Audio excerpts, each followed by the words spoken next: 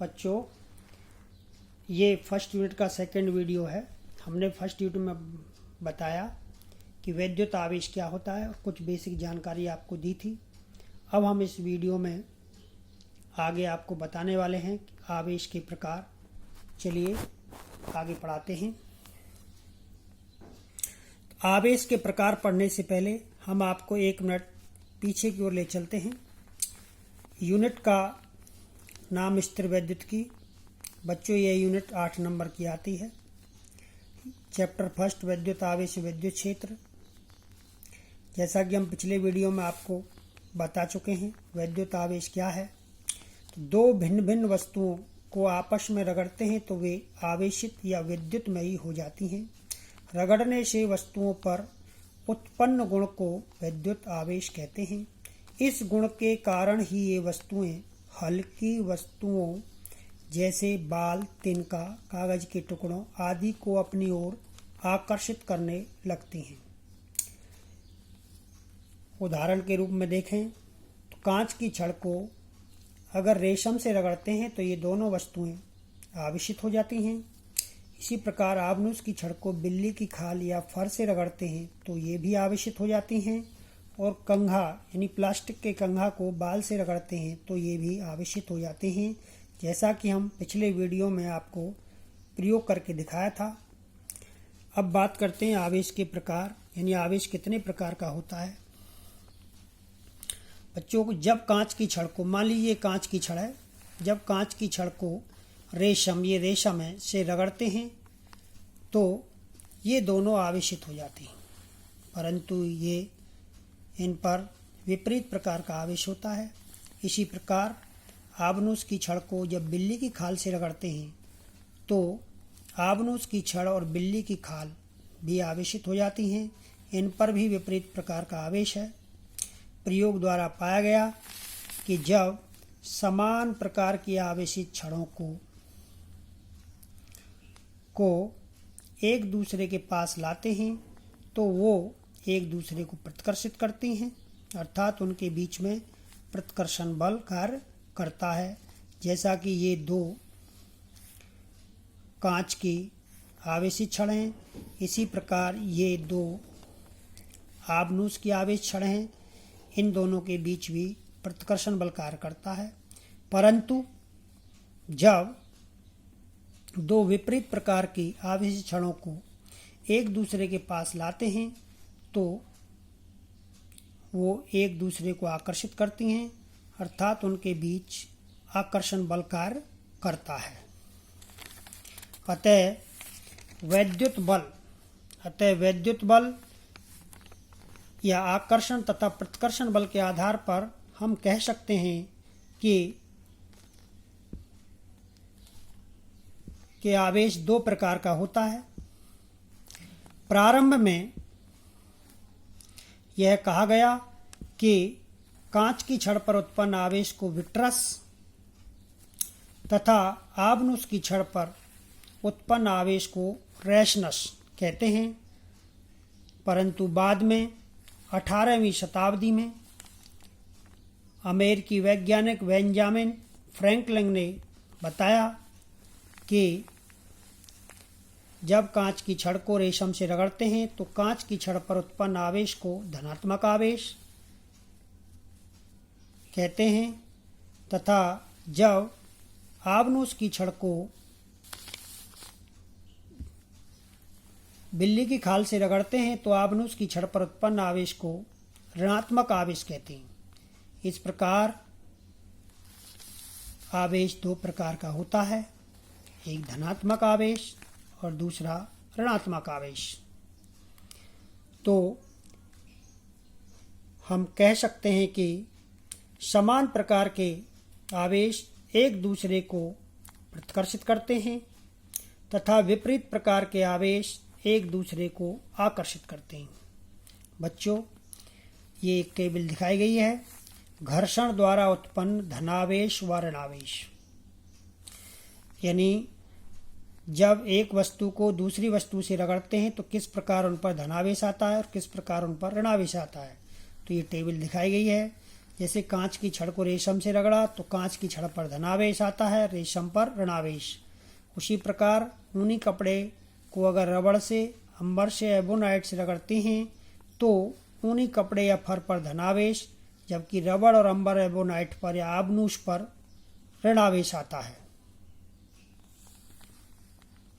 सूखे बाल को प्लास्टिक कंघे से रगड़ते हैं तो सूखे बाल पर धनावेश तथा प्लास्टिक कंघा पर ऋणावेश आ जाता है। अगला टॉपिक है आपका धनात्मक तथा ऋणात्मक आवेश वाहकों की प्रकल्पना। ये प्रकल्पना दो मतों पर आधारित है, एक प्राचीन मत और दूसरा आधुनिक मत। आधुनिक मत को इलेक्ट्रॉन सिद्धांत भी कहते हैं। आजकल इसी का प्रयोग हो रहा है।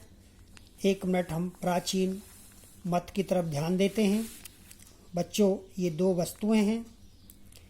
ये दोनों वस्तुएं रगड़ने के बाद की स्थिति को दर्शा रही हैं।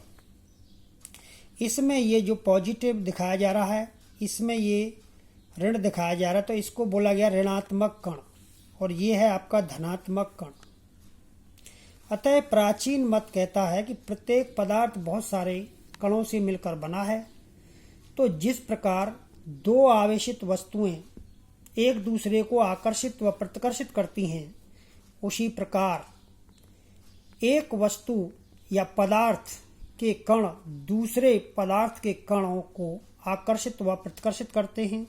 अतः हम कह सकते हैं कि एक ही पदार्थ पर धनात्मक व ऋणात्मक दोनों प्रकार के कण होते हैं, परंतु जब दोनों वस्तुओं को आपस में रगड़ते हैं तो रगड़ने के बाद पदार्थ धन तथा ऋण कणों के स्थानांतरण द्वारा आवेशित होता है। इन्हीं कणों को आवेश वाहक कहते हैं। तो ये प्राचीन मत था। इसमें कहीं भी इलेक्ट्रॉन प्रोटॉन की का नाम नहीं लिया गया है, क्योंकि ये प्राचीन मत है। इसमें केवल धनात्मक कण और ऋणात्मक कण का नाम लिया गया है। परंतु आधुनिक थ्योरी, जिसे इलेक्ट्रॉन सिद्धांत कहते हैं, इस पर चर्चा करते हैं। ये थ्योरी कहती है कि प्रत्येक पदार्थ बहुत सारे सूक्ष्म कणों से मिलकर बना होता है, जिन्हें हम परमाणु कहते हैं, और प्रत्येक परमाणु के अंदर प्रत्येक परमाणु के अंदर एक नाभिक होता है। उस नाभिक के अंदर प्रोटॉन और न्यूट्रॉन होते हैं। प्रोटॉन पर पॉजिटिव चार्ज होता है और न्यूट्रॉन पर कोई चार्ज नहीं होता है। और इस नाभिक के चारों ओर बाहरी कक्षाओं में, विभिन्न कक्षाओं में इलेक्ट्रॉन चक्कर लगाते हैं। इलेक्ट्रॉन पर ऋणावेश होता है। परमाणु का आकार लगभग 10⁻⁻10 मीटर की कोटि का होता है, जबकि नाभिक की त्रिज्या लगभग 10⁻⁻15 मीटर की कोटि की होती है।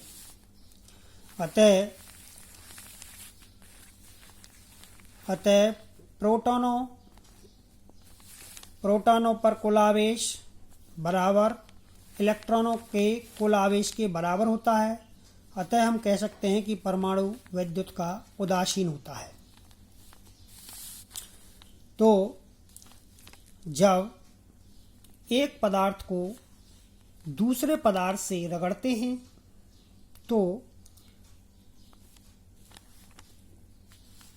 एक पदार्थ के किसी परमाणु से एक या अधिक इलेक्ट्रॉन निकालने पर वह धनावेशित हो जाता है। स्पष्ट है कि किसी वस्तु का धनावेशित हो जाना उसके परमाणुओं में इलेक्ट्रॉन की कमी को प्रदर्शित करता है।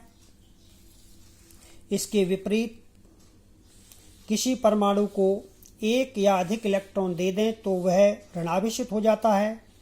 स्पष्ट है कि किसी वस्तु का ऋणावेशित होना उसके परमाणुओं में इलेक्ट्रॉन की अधिकता को प्रदर्शित करता है। तो आपको बच्चों ये 2 पॉइंट्स आपको ध्यान होने चाहिए, यानी किसी पदार्थ का धनावेशित होना इलेक्ट्रॉन की कमी को दर्शाता है और किसी पदार्थ का ऋणावेशित होना उसमें इलेक्ट्रॉन की अधिकता को दर्शाता है। तो ये आधुनिक मत है। अब हम बात करते हैं घर्षण द्वारा आवेशन का स्पष्टीकरण। बच्चों, सामान्य अवस्था में कोई भी पदार्थ उदासीन होता है। सामान्य अवस्था में यानी रगड़ने से या घर्षण से पहले की स्थिति की बात कर रहे हैं हम।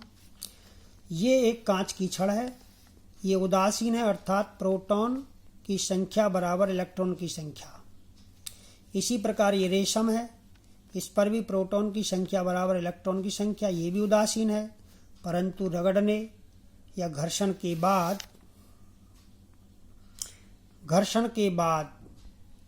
ये कांच की छड़ है, ये धनावेशित हो जाती है और ये ऋणावेशित हो जाती है। ऐसा क्यों होता है? जब कांच की छड़ को रेशम से रगड़ते हैं तो कांच की छड़ के परमाणुओं से इलेक्ट्रॉन स्थानांतरित होकर रेशम की छड़ के परमाणु चले जाते हैं, जिसके कारण कांच की छड़ पर इलेक्ट्रॉन की कमी हो जाती है, जबकि रेशम की छड़ पर इलेक्ट्रॉन की वृद्धि हो जाती है। अतः कांच की छड़ धनावेशित तथा रेशम की छड़ ऋणावेशित हो जाती है।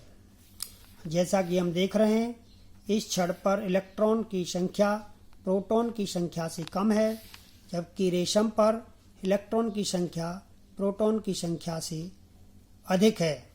अतः हम कह सकते हैं कि रगड़ने के बाद कांच की छड़ धनावेशित तथा रेशम की छड़ ऋणावेशित हो जाती है।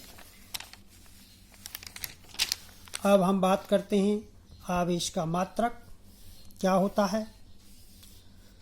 तो बच्चों, जैसा कि हम जानते हैं कि